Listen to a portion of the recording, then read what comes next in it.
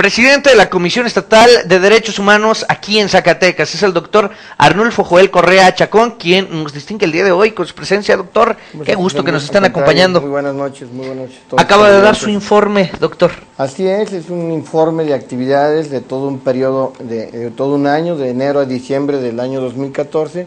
Hubo una reforma a la ley donde ahora me pidieron que tenía que comparecer ante la Comisión Permanente de la Legislatura y señalar puntualmente qué es lo que habíamos hecho en el transcurso de este año y además entregar por escrito el documento. Es importante que se tenga este tipo de ejercicios, así se le da a conocer a la ciudadanía en qué es lo que se está fallando o en qué es lo que se debe de estar legislando. De los temas más señalados fueron las quejas que se interponen y el número de quejas que, no sé, ha crecido, ha disminuido. Mira, si hacemos un recuento de hace 4 años, que fue mi primer informe, estábamos reportando 418 quejas. Sí.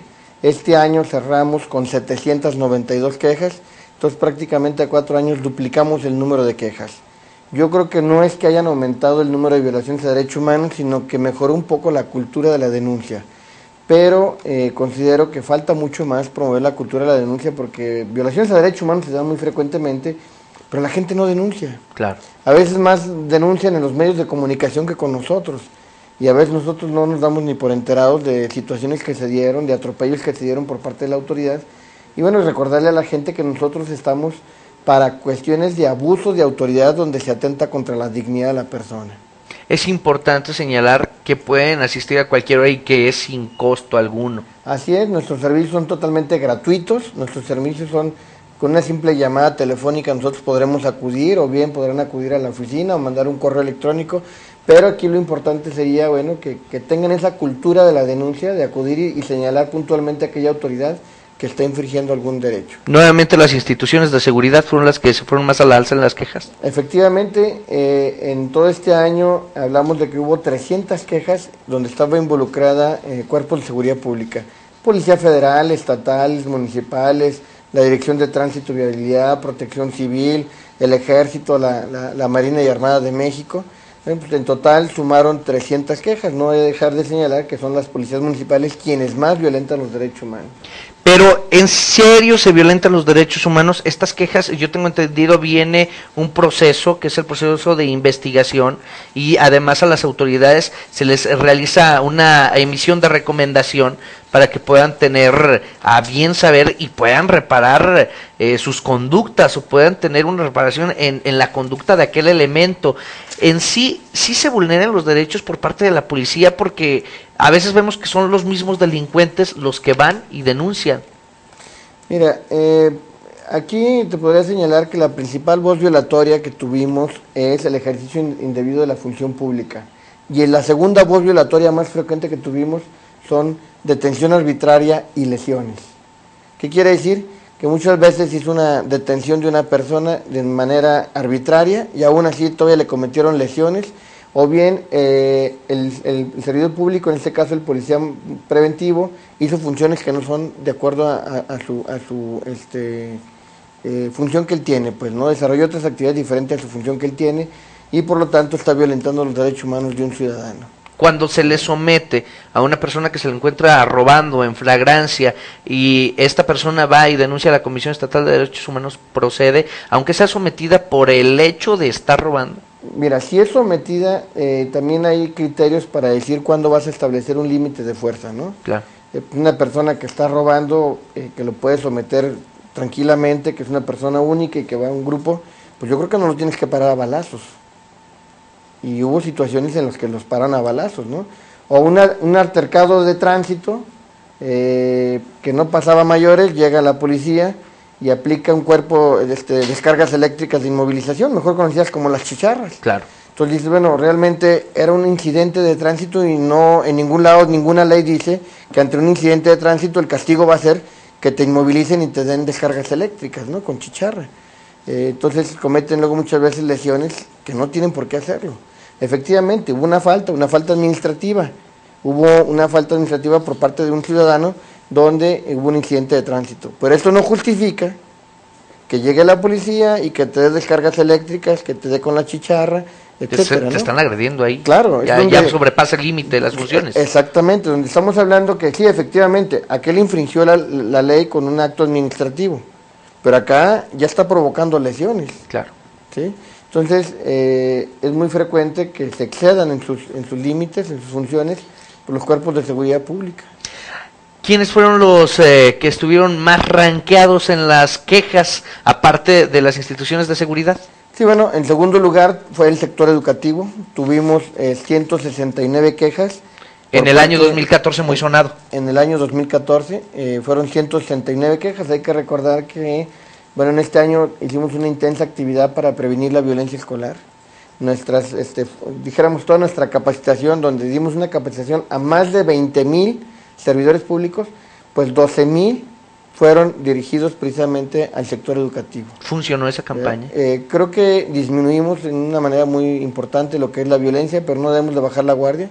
La violencia escolar sigue y entonces tendremos que seguir trabajando en esta campaña de prevención hacia la violencia y capacitar a los maestros pues, para que tengan las herramientas necesarias y evitar que se den esta situación, ¿no? Se presentaron entonces más quejas por las instituciones de seguridad, por las instituciones educativas.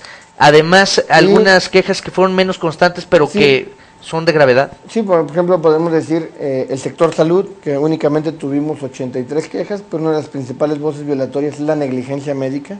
Y entonces tú dices, bueno, es una gravedad importante. Claro. El Instituto Mexicano del Seguro Social, que es el que mayor número de quejas se recibió, tal vez porque está rebasado también ya el hospital de zona número 1 en Zacatecas y por lo tanto de ahí provienen algunas de las quejas, que fue el que tuvo el mayor número de quejas. Cuando son, por ejemplo, este tema de la salud, ¿viene la emisión de recomendaciones?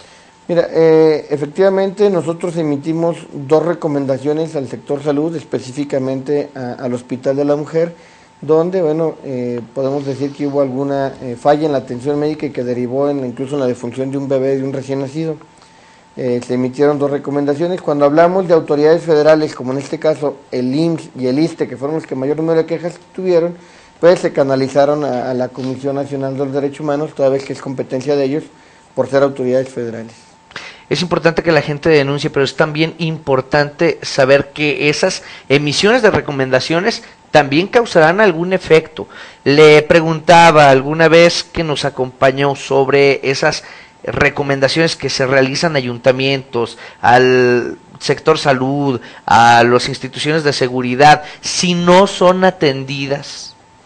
Sí, bueno, te voy a decir que hasta el momento todas nuestras recomendaciones fueron aceptadas, atendidas y cumplidas en su momento, ¿no?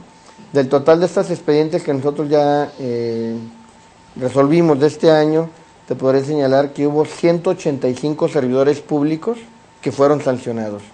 Que va desde la amonestación en privado hasta arresto, o bien dados de baja de su trabajo, una vez que demostramos que la violación a los derechos humanos había sido una constante y una manera, algo grave o serio, ¿no? Hubo gente que incluso se le despidió de su trabajo, una vez que nosotros fundamentamos pues las acciones que había hecho este servidor público. Entonces, de estas 185 amonestaciones o sanciones que se dieron a servidores públicos, 100 correspondieron a personas que trabajan en seguridad pública.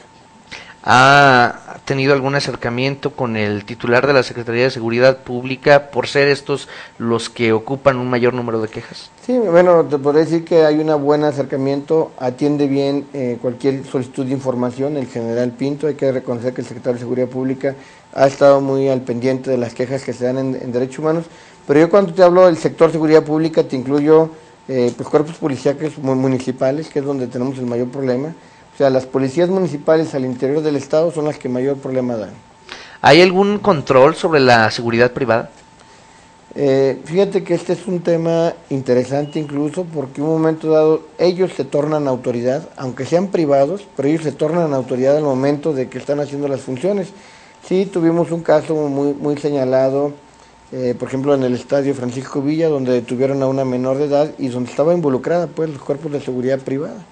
Efectivamente, y ahí pues ni cómo atender, ¿no? Con el general Pinto. Ahí no compete. No, pero sí tenemos un momento de competencia porque ellos están fungiendo como autoridad y podríamos hacer el señalamiento al respecto. ¿Qué pasa con aquellas personas que ingresan a un centro de readaptación por una clínica de drogadicción o en el centro tutelar de menores, o qué pasa con aquellos que están cumpliendo una condena y que se les vulneran los derechos dentro de estos centros? Sí, mira, te voy a decir que es muy variado. Los centros de detención, cuando alguien es detenido porque cometió algún delito, bueno, se le priva su libertad, que es un derecho. Pero el resto de derechos los debe tener garantizados: el derecho a la salud, el derecho a la educación, el derecho a la vida, etcétera, debe estar garantizado, y el Estado debe ser el garantizado que esto se dé. Y entonces, no es lo mismo que tú estés aquí en el Cerezo Varonil de Cieneguillas, donde, bueno, si hay talleres, donde si hay deporte, donde si hay educación y donde hay una capacitación, ¿no? Donde el interno puede ser autosuficiente incluso para poder mantener una familia externa. A que si tú te encuentras en una cárcel distrital, en una cárcel distrital, pues ahí no, son 10, son 12 internos, y pues no hay un maestro que les dé clases, claro, o no hay talleres que les den. Entonces, aquí hay una gran diferencia entre que estés en el Cerezo Varonil o que estés en una cárcel distrital, ¿no? Aunque el delito puede ser el mismo, ¿verdad? Pero simplemente a ti te ubicaron en cárcel distrital y a ti te ubicaron en un Cerezo. La atención es diferente. Es diferente. Ahora, por otro lado, por ejemplo, el Centro de Internamiento de Atención Internacional Juvenil tiene una área varonil muy bien elaborada, hecha es profeso, pero área femenil no tiene. Entonces las niñas se las adaptaron ahí en unas áreas de oficina, se les hicieron sus dormitorios y demás. Entonces está pendiente, pues, que también se haga una área femenil acorde a las niñas, para que realmente tengan una readaptación y reinserción a la sociedad, y no que salgan de allí y sigan delinquiendo. Efectivamente. Fresnillo tiene un hospital psiquiátrico donde no hay un psiquiatra director responsable de esta área en el centro de detención, pues en el Cerezo. El Cerezo Varonil de Cieneguillas, pues tiene un área que simula un hospital, pero no está dando la atención que se debe y no está condicionado como hospital. Con esto se vulnera el derecho. El derecho a la salud. ¿Por qué? Porque si hay algún enfermo, algún incidente que requiera una atención urgente, pues al interior no es posible dársela, y luego para excarcelar a alguien es un verdadero problema, porque precisamente hay que pasar una serie de y luego no hay readaptación social, y cuando salen se las cobran a nosotros, a la ciudadanía, por el mismo enojo, por la misma molestia de haber estado ahí en condiciones que se les está vulnerando sus derechos. Así es, así es. Se atenta contra la dignidad dentro de... Sí, toda vez que no estás, tu derecho a la educación, tu derecho al trabajo, tu derecho a una capacitación para que estés en algún taller o algo, varía mucho de cárcel a cárcel distrital. Hay cárceles distritales que es mayor el número de custodios que el número de internos, y entonces no les es rentable mandar un maestro, poner talleres, poner áreas de deportes, etcétera, ¿no? Claro. Entonces yo creo que este es uno de los problemas que se tiene aquí, la distribución de los internos en las 18 cárceles distritales que hay al interior del estado. En cuanto al tema de aquellos centros para atención a alcohólicos, a personas que tienen alguna adicción a alguna droga y que son llevados, que son pues puestos bajo restricciones, que no pueden salir, que los llevan los mismos familiares, que no es por voluntad propia, sobre esto se han tenido quejas. Sí, efectivamente. Bueno, te voy a decir primero que nosotros en nuestra ley nos marca que tendremos que supervisar todas las casas de asistencia social, tanto públicas como privadas. Esto nos ha llevado a que visitemos todo lo que son las casas cunas, los albergues, las casas estudiantiles y los centros para drogadictos y para alcohólicos, ¿no? Nuestra sorpresa ha sido mucho porque hemos encontrado realmente serios problemas, de tal forma que nosotros ya abrimos una queja de oficio hacia la Secretaría de Salud, porque ella es la autoridad obligada a supervisar estos centros y ver que estén en las condiciones que cumplan las normas oficiales mexicanas, sino para que los clausuren. Claro. ¿Verdad? Y entonces ahorita estamos haciendo una investigación para hacer un informe especial de cómo están estos centros de alcoholismo y drogadicción en todo el estado. Hasta el momento no hay ninguno clausurado por... No ha habido, pero sí tenemos nosotros ya datos fehacientes de que algunos de ellos no están cumpliendo con la norma oficial mexicana. En este momento, ¿a qué es a lo que más se está enfocando la Comisión Estatal de Derechos Humanos? Bueno, nosotros en este año vamos a seguir trabajando, uno, dar a conocer los derechos humanos al interior del Estado, porque los municipios es una larga tarea que tenemos que hacer al interior del Estado, que realmente muchos municipios no han escuchado hablar de los derechos humanos. No debemos bajar la guardia con lo que es la violencia escolar, tenemos que seguir trabajando en la violencia. Y bueno, hay que recordar que este año fue una serie de capacitación y certificación a los policías municipales. Pues veremos que a ver que también estén capacitados o certificados en materia de derechos humanos. Es importante que se siga trabajando en la cultura de la denuncia, sin duda alguna. Eso es lo más importante, porque nosotros para que podamos actuar necesitamos una denuncia. Una persona que vaya y se identifique con su credencial lector y que meta una denuncia contra una autoridad. ¿Ya les resolvieron el tema del edificio? Sí, efectivamente, bueno, con la voluntad del Ejecutivo que autorizó en el presupuesto de este año 30 millones y con el respaldo del Legislativo, que son los que realmente autorizan el presupuesto, pues tenemos ahorita 30 millones para la construcción de un edificio donde podamos tener accesibilidad total hacia las personas que llegan a interponer una queja, ¿no? Accesibilidad a personas de la tercera edad o personas con alguna discapacidad, toda vez que en donde estamos ahorita pues son una serie de escalones que no tienen ni siquiera rampas y no tienen accesibilidad, ¿no? Entonces esperemos que ya a finales del mes de marzo estemos arrancando ya con el proyecto de la obra y probablemente para finales de diciembre ya tengamos el edificio. Deben ser condiciones aptas para que los puedan visitar. Así es. Muchísimas gracias, doctor. Es un gusto que nos haya acompañado en este espacio. Sin duda alguna, hay mucho que hacer en la tarea de los derechos humanos. ¿Algún tema donde algún número donde se puedan estar comunicando? Sí, cómo no. Tenemos un 01800, que es un número gratuito y que pueden hablar desde cualquier parte de la República Mexicana, 01800-624-2727. Este está disponible en horas de oficina. Tenemos un celular de guardia, que se puede ofrecer en cualquier momento. Y tenemos los teléfonos de oficina, que es el 92-403-69 y 92-426-83.